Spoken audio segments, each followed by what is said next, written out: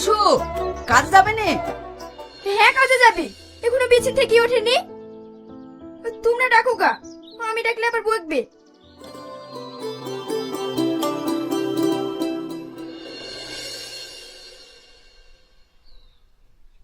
এই তুই এখনো শুয়ে আছি?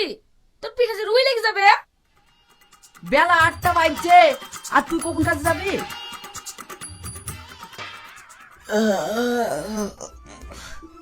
আমি আজকে কাছে যাব না, তোরা যা। কাগজে সব ব্যথা বিষ। কাজে কেন যাবে? দোকানে দিনা করবে আর বসে বসে গিলবে। এই তুই কানে করে বক বক করিস না তো। যা, তুই যা করছিস তাই কর গা। তুই তাহলে ঘুমা, আমরা চলে গেলাম। কাজ কাম কিছু করবে না, ঘরে তো একটা খাবার নাই। ঘুম থেকে উঠে তো খাবার যাবে, আমি কোথা থেকে এনে দেবো? এই ওই জাফরের দোকান থেকে জানাই পেলে আইগা। জাফর আর কি হয়, সব বছর ধরে দিয়ে যাবে। একটা দোকানে তো ধার করতে বাকি নাই। এই তুই বকস দিত, যা আমি দেখছি।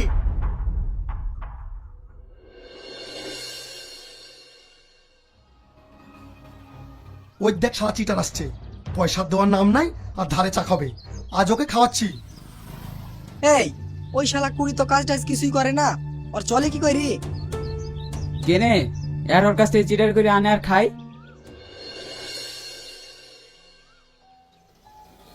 এ সালদু, এক কাপ চা দে তো ভাই। এই কেক তো। ভাই কামড় দেওয়া হয়ে গেছে, খাবো। এই তুই যা এখান থেকে। ঠিক আছে যাচ্ছি ভাই, তুমি অমন করছো কেন?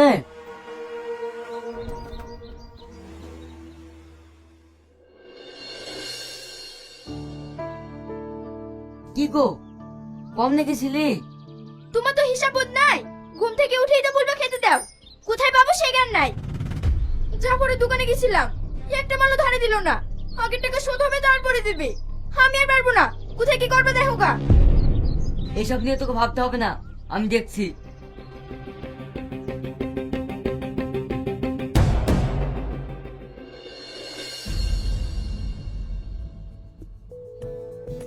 মা, বাজারে যাবো, ব্যাগটা দাও তো। শ্রাবণী, শাইনকে ব্যাগটা দাও তো।